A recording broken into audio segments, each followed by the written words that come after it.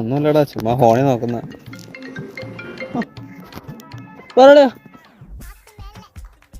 ആടാ പുതിയ ഫോൺ എടുത്ത്.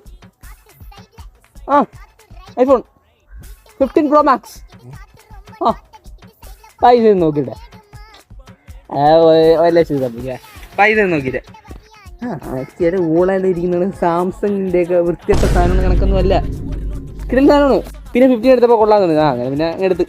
പൊളി നീ പണി എടുത്തോട്ടാ, പൈസ ഇല്ലേ? പൈസ ഇല്ലെങ്കിൽ എൻ്റെ അടുത്ത് ചോദിച്ചിട്ട് കാര്യമില്ല, ഒരു പണി എടുക്കല. എടാ നീ പുതിയ ഫോൺ എടുത്താടാ?